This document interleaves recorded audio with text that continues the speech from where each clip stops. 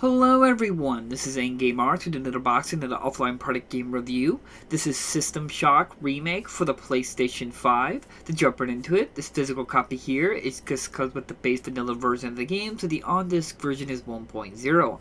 Now surprisingly, at the time of this video, there were no updates available, and as well, I was still unlocking trophies with my unregistered account. Now, what is surprisingly is that the game says there is no updates at the time of this video, but the version says 1.0. Now, though it says 1.0, I do not believe this is 1.0 version of the game, simply because I do know that the game recently got a big update that included a revised version of the ending, as well as it included a female protagonist option in the main game.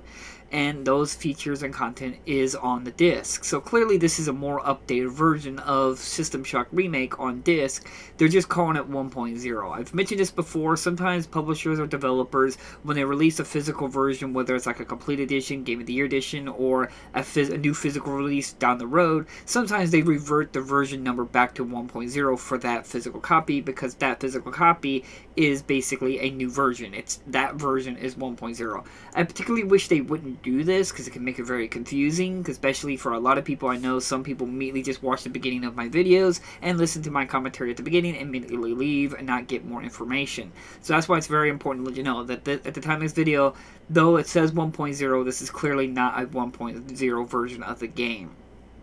But going into the game, this was my first time playing System Shock, the original one, in such a way. I remember hearing about the original one. I don't know how much they have stayed true to the original game, but I have played the sequel, the original sequel, System Shock 2. I've never beat it, but I do have a general idea of what the overall design aspects were from the second one, which I think they just basically expanded upon what they developed. And the game is I don't want to call it a survival horror, but it is very close to it for even when it was first created, to give you this feeling of resource management, limited supplies, trying to survive an onslaught of creatures, machine, as well as a overwhelming power that is this AI called Snowden.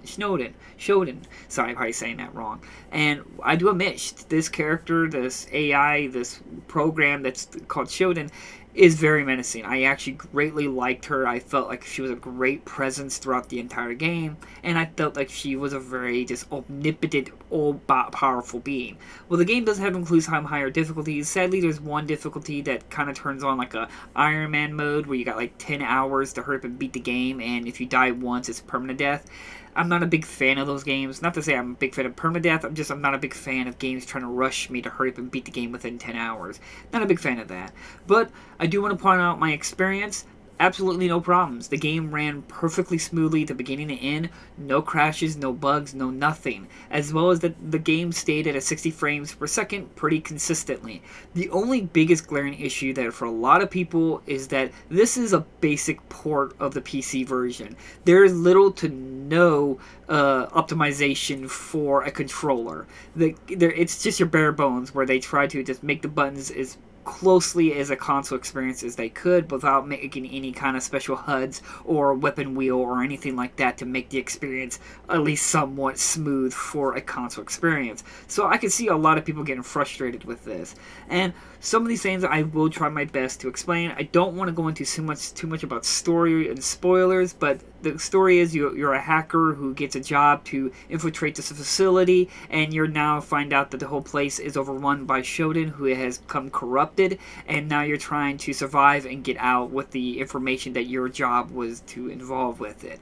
And that's basically how I'm going to give you to it. The game really falls around you believing that you're that main character, and everything revolves around you, and you basically have no little involvement. It's just kind of a story progression. But it does have this interesting kind of open world kind of exploration, and you move on to the next level. It's fairly big, and it's very interesting. Though, I do admit, environmental-wise, it does get a little repetitive to see the same environment, the same kind of like setup. But overall, it was very good as a survival experience. This is a game that heavily inspired many other games, whether from Dead Space or BioShock or many other games I'm currently just not thinking of. But this is like the first one. Or even with, say, Portal. Everyone talks about GLaDOS, and that how she just felt like this omnipotent, powerful being that just felt very just well-written character. Shodan was like the first like video game popularized AI that's just this omnipotent being that controls everything. That was Shodan before GLaDOS.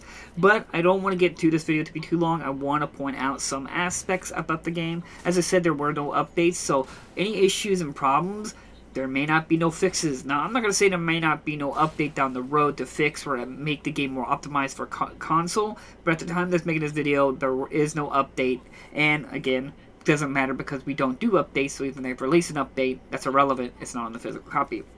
But I want to point out some things that even the game doesn't teach you or explain to you.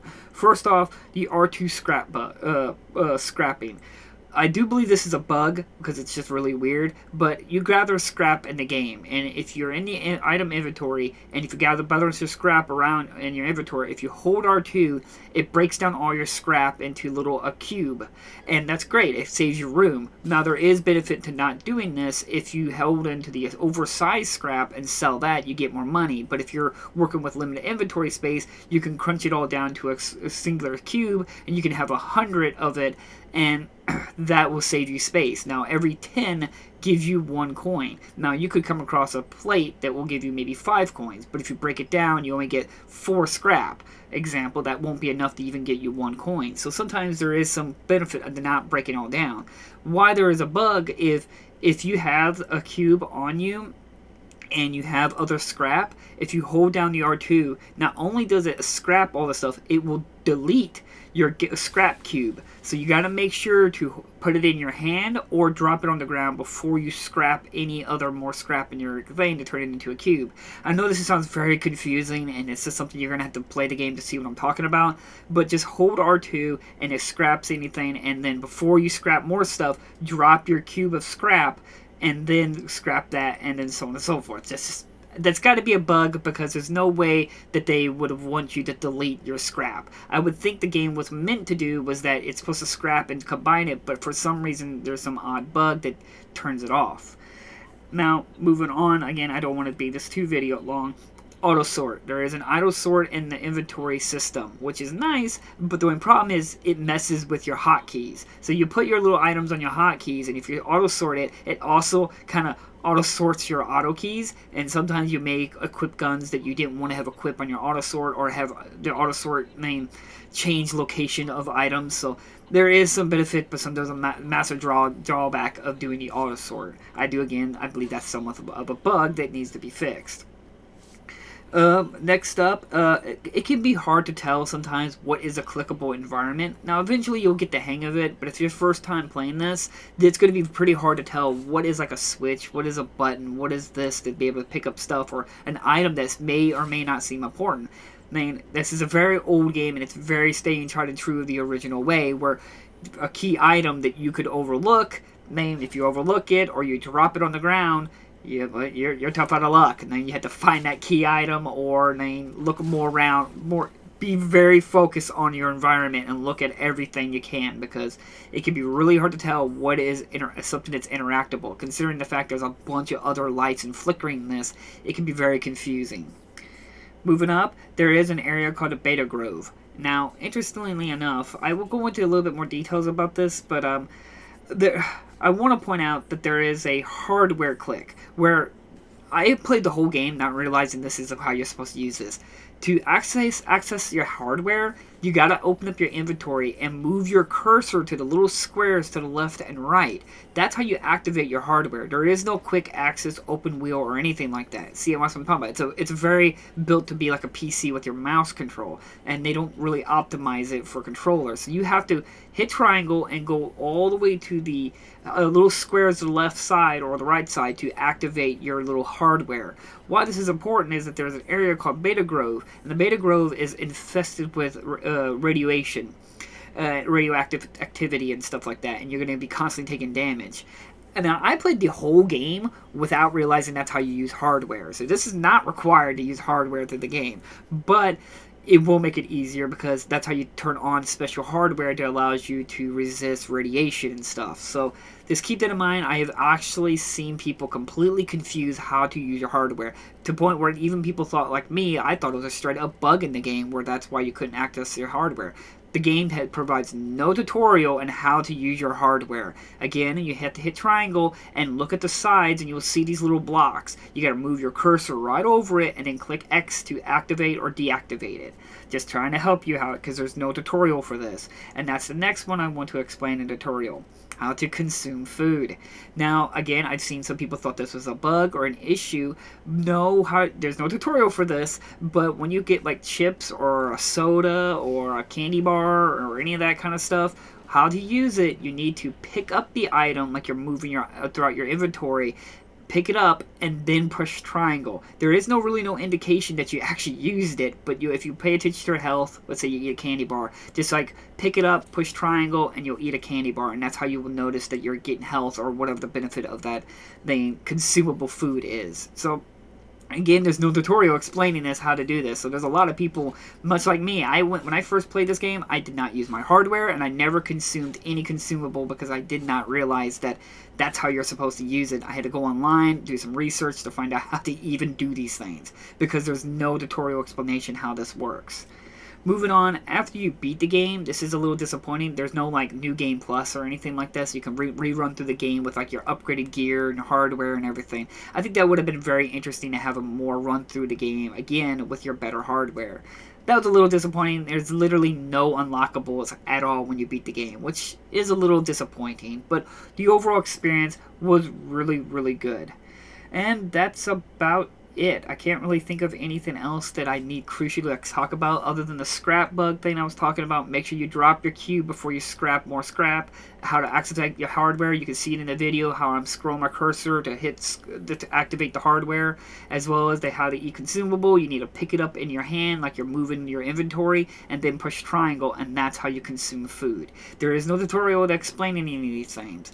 And that's a bit of a problem. Like, I like the game. I think they did an amazingly good job, and I was ready to get really upset because a lot of this I thought it was bugs. But really, the game has no updates. There's no fixes. This is the complete version of the game, and after looking into that, that's not really the physical copy's fault. That was the development of the game's fault, where they didn't really plan around to making this game more optimized for a console experience. Now, granted, I am used to playing games like this because I don't play PC. I play PC games, but if it does not support controller of any kind, I will make it work with a controller. I don't like playing PC games with mouse and keyboard. I will make a game that doesn't even support controller. That's how much I want controller. So I'm used to these kinds of games that are not optimized with controller. That's not me defending it. That's just me trying to say how I'm used to it. And I can see why a lot of people are going to have a lot of issues with this. But if you can slowly get the hang of it, be patient with it, and it has some other things I wish it had, like altering the sensitivity of the mouse control. That would have been nice. And the little other things that could have made the game a little bit more user-friendly. But overall, let's ignore all that and talk about the physical copy. As I said, there was literally no issues, no problems. The game ran great. No crashes, no nothing, no frame rate drops. Everything progressed smoothly. And once I realized that the hardware and consumables was not a bug, it was just... I would say it's just as much as my fault as well as the developer's fault for not explaining these things, because regardless of how anyone says, I do not like when games withhold information from the player. I prefer a game explain everything to the player. That way, it's up to the player whether they're going to pay attention or listen to the information. In my opinion, this was a phenomenal physical copy, honestly. I greatly enjoyed this game. After I beat it, I was ready to pick up and play the game all over again on a higher difficulty. I may never play the 10-hour time limit of the game, because that's just not how I like to play my games. But overall, this was a phenomenally good game. Challenging and hard, but very rewarding and very fun to explore. Again, the environment does get a little bit repetitive over time, but overall, I just simply had a blast with this game, and I'm very, very interested in a full remake of the sequel in this style. I thought graphically the game has this... At first, it's kind of jarring, but after you look at it, it's kind of got this 3D sprite graphic kind of effect to it. If you first look at it, it looks very, poorly made in terms of the graphical effect. But when you look at it closely, you start realizing they're trying to do a 3D sprite graphic design, because you can see like little individual sprites on objects and everything. I thought it was really, really cool after I started warming up to it. Honestly, this is definitely going to probably be one of my most favorite PS5 games I own currently right now, and I highly, highly recommend the game. And it's not even a full-price game. That's even more surprising. in my opinion, this is a phenomenal physical copy. The game software, again, has some issues, but as I've always said, we do not review the game. We review the hardware, or the physical copy, which is kind of like the hardware, I guess you could say. But the physical copy, and the physical copy was phenomenal. There is some hiccups with the software that I am not a fan of. Like I said, the lack of tutorial and explanation. Hopefully this video will help you try to get some information if you're confused on how to use your hardware or consumables, or the scrap bug. But in the end, I'm happy to have this physical game. I'm glad everyone encouraged me to look into this game and try it out, and I highly recommend picking up a copy whenever you feel the most comfortable with it. It will take some time because it's not optimized for console, but overall the experience was phenomenal and I greatly enjoyed it, and I am very much eager to see a sequel. So like always, thank you all so much for watching. I will try to leave links down in the description if you're interested in a copy, and I'll see you guys in the next unboxing video. Bye bye!